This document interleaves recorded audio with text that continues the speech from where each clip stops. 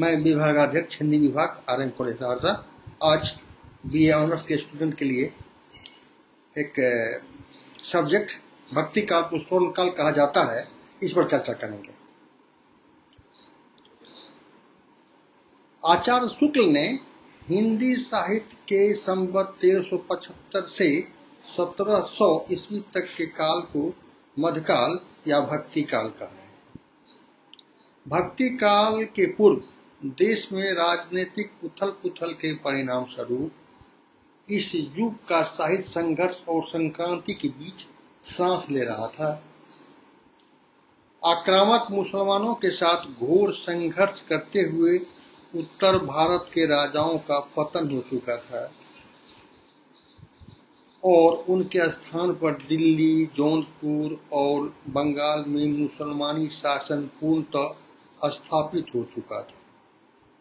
उन मुस्लिम आक्रमणकारियों का आतंक बहुत छाया हुआ था।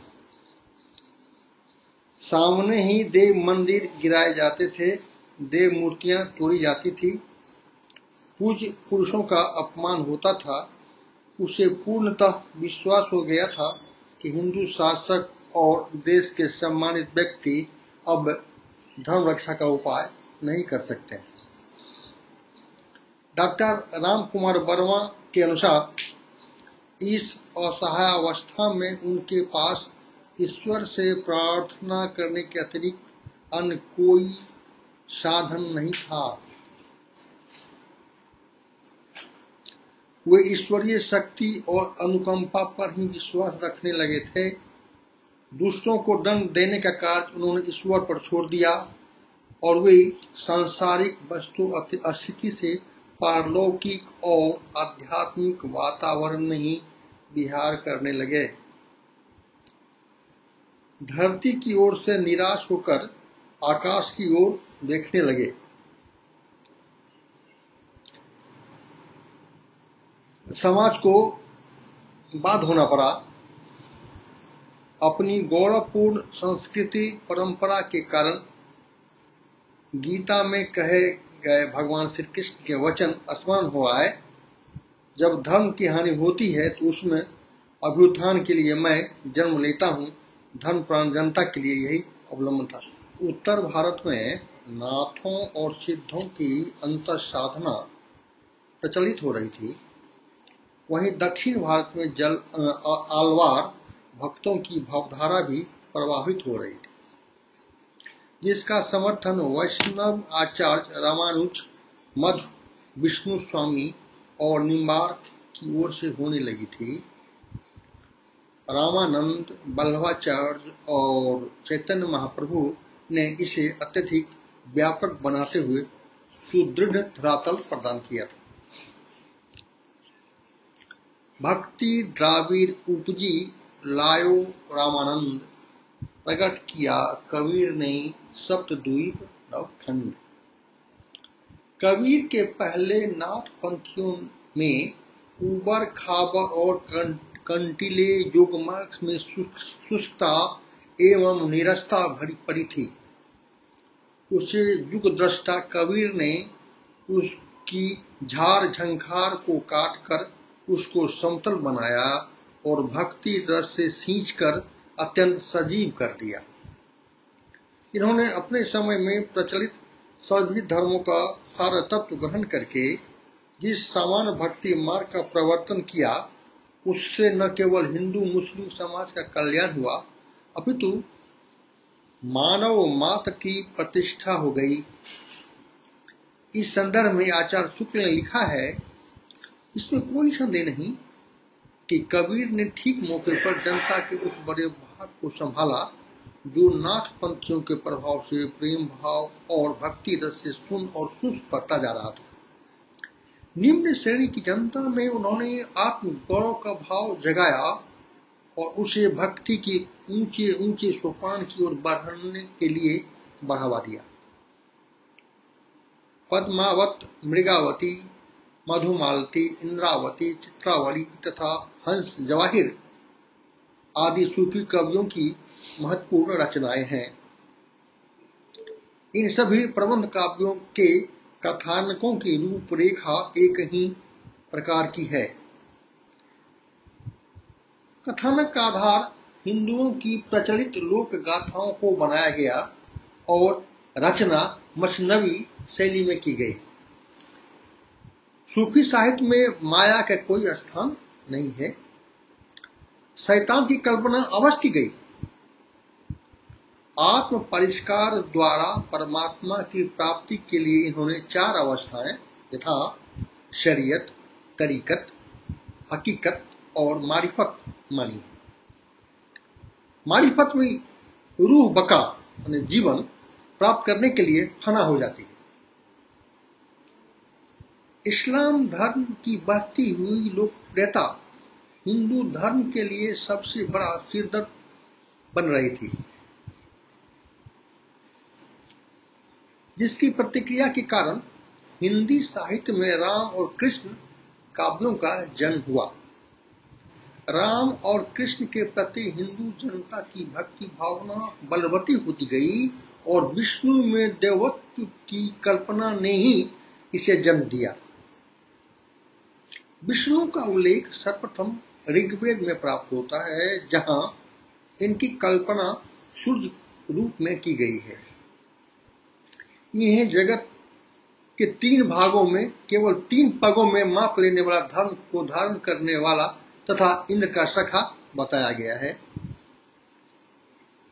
कबीर, जायसी, सूर और तुलसी आदि सभी भक्तों ने अपने आराध्य के गुणगान को ही काव्य का चरम प्रतिपाद्य माना, जिस कारण उनका सारा काव्य लोक मंगल की भावना से ओतप्रोत एवं परिपूर्ण हो सका।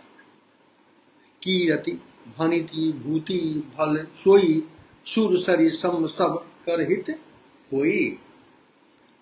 वस्तुतः पद शैली धर्माश्रयी कवियों की विशेषता है, जिसके कारण उनकी लोकप्रियता अधिक व्यापक बन सकी।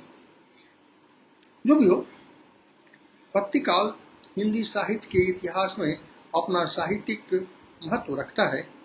अतः भक्तिकाल असंदिग्ध रूप से हिंदी साहित्य का स्वर्ण युग कहलाने का अधिकारी है, जिसमें प्रबंध व मुक्तक काव्यों का अपूर्व वैभव विद्यमान है।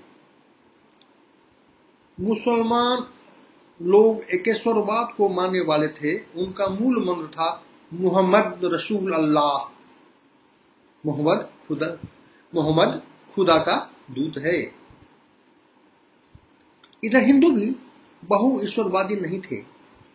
वे सभी देवताओं को परमात्मा का ही रूप मानते थे। इस प्रकार हिंदुओं का निर्गुणवाद खुदावाद के बहुत निकट था। संत कवियों ने निर्गुणवाद के आधार पर ही राम रहीम की एकता दिखाकर निरर्थक रूढ़ियों का अंत किया। महात्मा कबीर इस धारा के प्रवर्तक थे। उन्हीं के शब्दों में हम कह सकते हैं कि राम नाम तिहि लोक बखाना, राम नाम का मरण है जाना।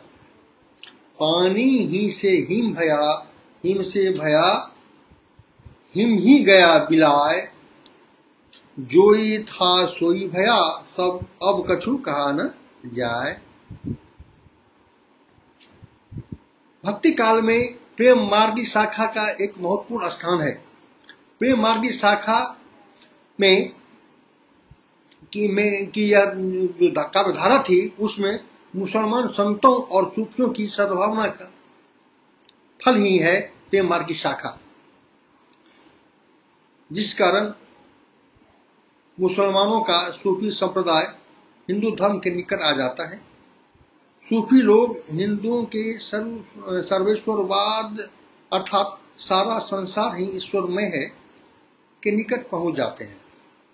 जायसी इस शाखा के प्रधान कवि थे। इन भक्तिकालीन प्रवृत्तियों से स्पष्ट मालूम होता है कि भक्ति साहित्य महती साधना व प्रेमोल्लास पूर्ण है। वह न केवल धर्म की व्याख्या करता है, अपितु उसमें उच्च कोटि का कवित्व भी दिख पड़ता है। भाव पक्ष और कला पक्ष का इतना सुंदर समन्वय किसी अन्य काल में भी कविता में नहीं दिख पड़ता। वस्तुतः भक्ति कालीन कवियों का काव्य संबंधी दृष्टिकोण अत्यंत उदात्त है और उन्होंने अपनी वाणी का उपयोग प्राकृत जन के गुणगान में नहीं किया। आदिकाल या रीतिकाल कवियों की भांति वे राजाश्रय में नहीं पल्लवित पुष्पित हुए थे। सच तो यह है कि भक्तिकालीन कविता आत्म प्रेरणा का परिणाम है। वह स्वामित्व सुखाई न होकर स्वांत सुखाई या सर्वात्म सुखाई थी। आधुनिक भारतीय धर्म व संस्कृति के निर्माण का श्रेय तुलसी के रामचरितमानस को है, जिसमें नाना पुराण निगमागम के सार तत्व एवं भक्ति ज्ञान व कर्म की समन्वयात्मक त्रिवेणी प्रवाहित है। निर्गुणवादी कबीर तथा जायसी ने अपने माध्यम से हिंदू मुस्लिम धार्मिक एवं सांस्कृतिक एकता के लिए यत्न किया। प्रोफेसर शिव कुमार शर्मा। भक्ति काव्य जहाँ एक ओर परलोक की ओर झांकता है, वहीं दूसरी ओर इहलोक को भी पैनी दृष्टि से देखता है। संस्कृत प्राकृत व अपभ्रंश में भी गीतों का प्रचलन था, पर हिंदी में सर्वप्रथम गीतों का प्रारंभ भक्ति काल में उत्कर्ष पर आया।